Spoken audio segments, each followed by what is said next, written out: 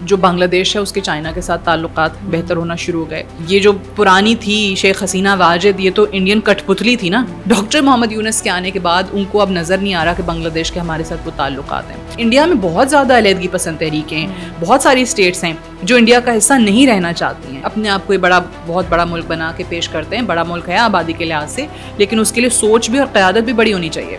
تو یہ تو خیر ویسے ہی بڑے بے وفا قسم کے لوگ ہیں, احسان فراموش لوگ ہیں یہ افغان طالبان. السلام علیکم, this is Rafay Asif, welcome to the foreign desk. آج بھارت سے اس کے تمام ہمسایہ ممالک دور ہوتے ہوئے دکھائی دے رہے ہیں.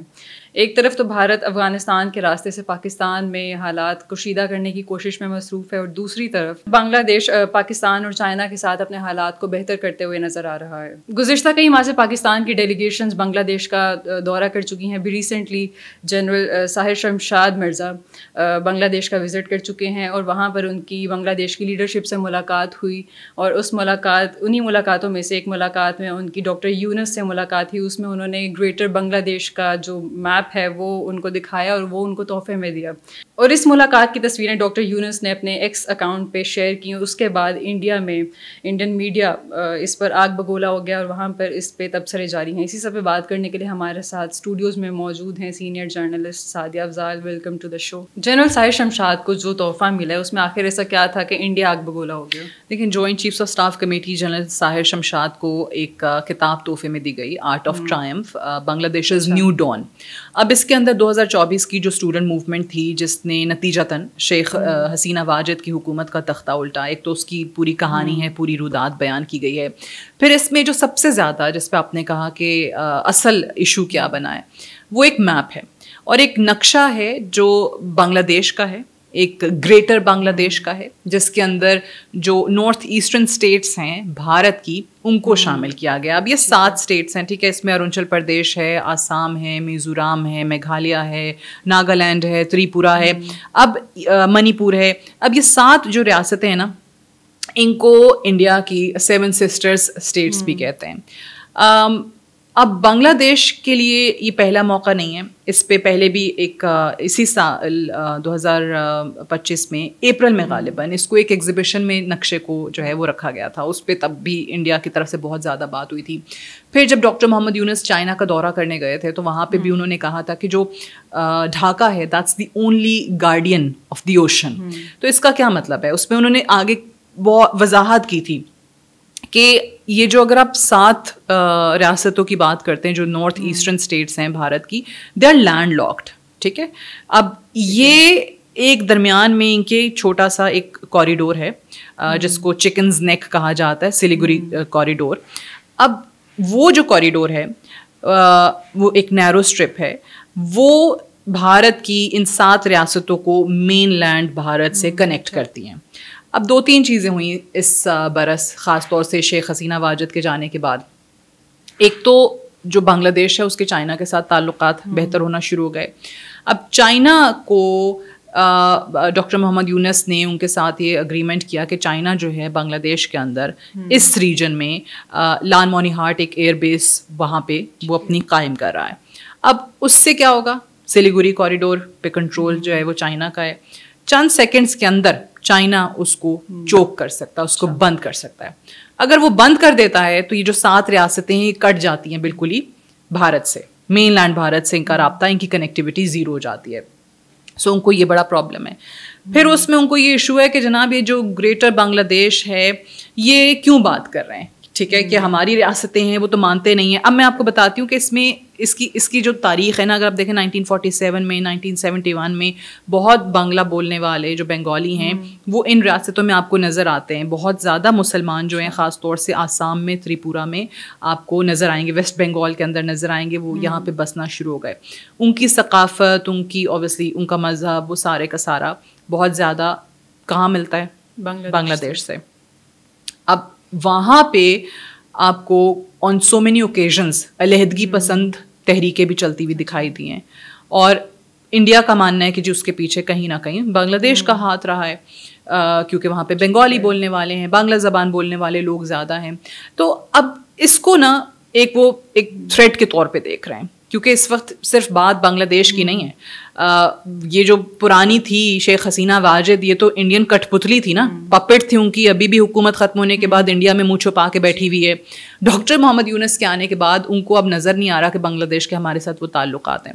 بنگلہ دیش پاکستان کے قریب ہو رہا ہے, بنگلہ دیش چائنا کے قریب ہو رہا ہے. تو اب بھارت کو اپنے لیے اپنے مشرقی سرحد پہ ایک سیکورٹی تھریٹ بنتا ہوا نظر آ رہا ہے کہ 3 ممالک ہیں اور یہ جو ایک soft alliance, soft power alliance ان کا ہے, تو پھر یہ ہمارے لیے خطرہ ہو جائے گا. ہماری ریاستیں جو ہیں وہ کٹ سکتی ہیں ہم سے, یہاں پہ علیحدگی پسند تحریک جو ہے وہ زیادہ بھڑک سکتی ہے.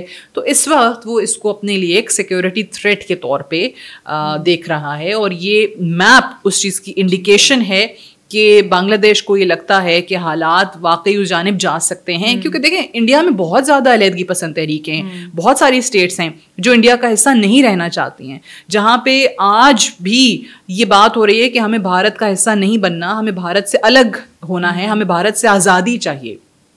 تو اس چیز کا بہت زیادہ پوٹینشیل ہے, اور اس کو خطرہ ہے کہ جناب ہمارے آنے والے دنوں میں یہ جو تعلقات ان تینوں ممالک کے اکٹھے ہوں گے, بہتر ہوں گے, تو پھر آپ کو لگتا ہے کہ ہمارے لیے چیزیں ایسی رہیں گی. تو اس کا جواب انڈین میڈیا پہ آپ کو ملتا ہے کہ نہیں, ہمارے لیے آنے والے دنوں میں چیزیں بہت زیادہ خراب ہو سکتی ہیں, اور ہمیں بہت نظر رکھنی چاہیے کہ یہ تینوں ممالک کیا کر رہے ہیں. سو اس میپ کو, اس کتاب کو, اس گفٹ کو اس کانٹیکسٹ میں لیا گیا انڈین میڈیا کی طرف سے. انڈیا اور بنگلہ دیش میں اتنی دوری کیسے آئی, اس کی سب سے بڑی وجہ کیا تھی؟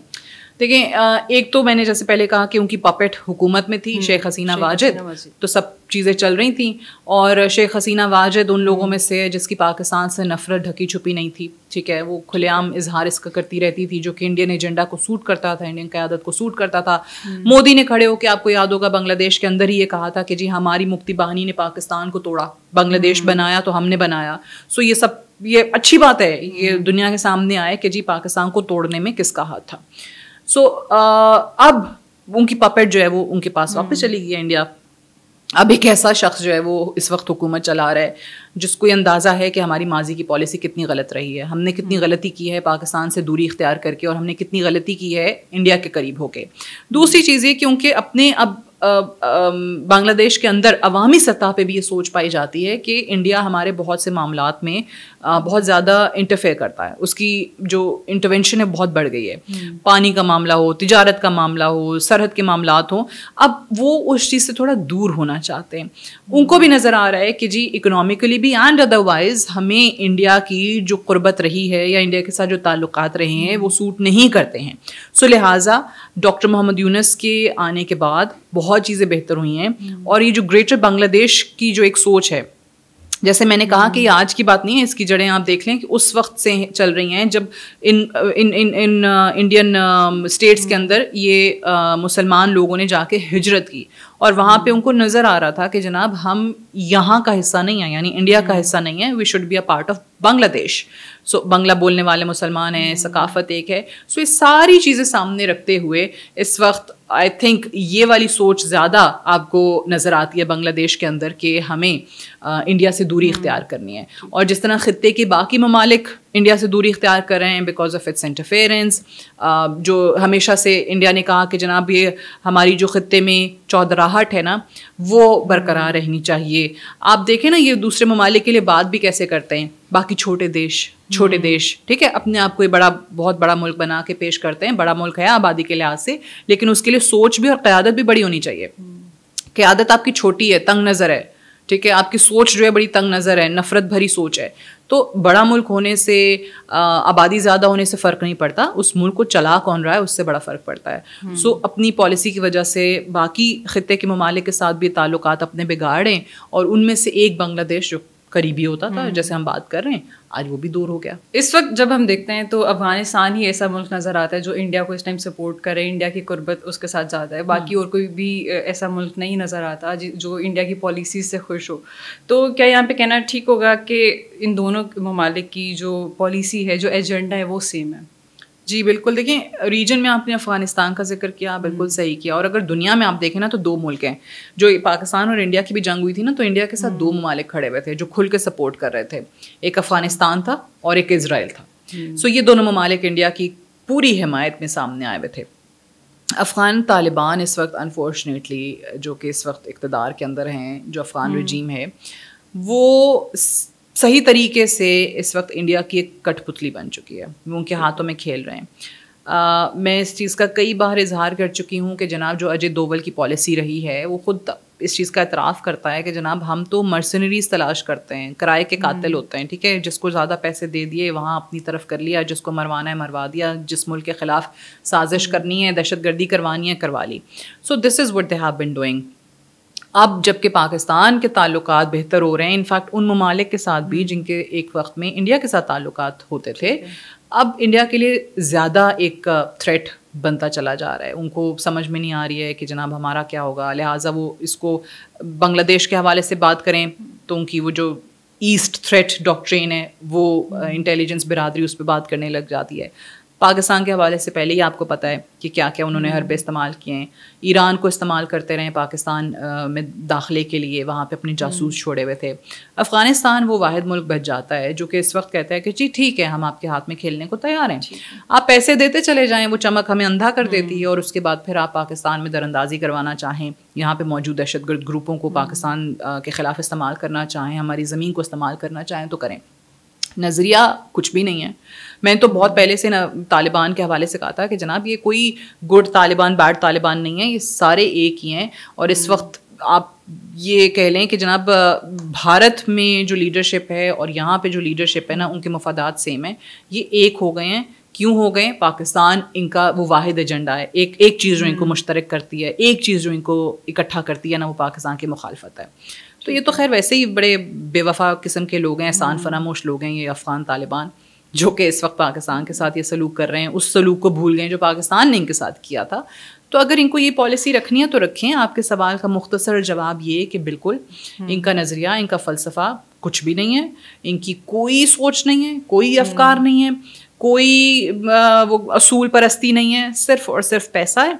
پیسہ ملتا رہے, پاکستان کے خلاف ہمیں اپنی زمین بھی دینی پڑی تو دیں گے, اپنے لوگوں کو بھی دینا پڑا تو دیں گے, اور انڈیا سے صرف ہمیں پیسہ ملتا رہے, کیونکہ انڈیا اور ہماری مخالفت اس وقت ایک ہے اور وہ پاکستان ہے. ٹھیک ہے, thank you for being hair.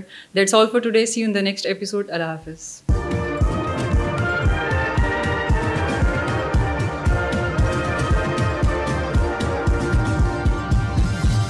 You are watching Apna Watan.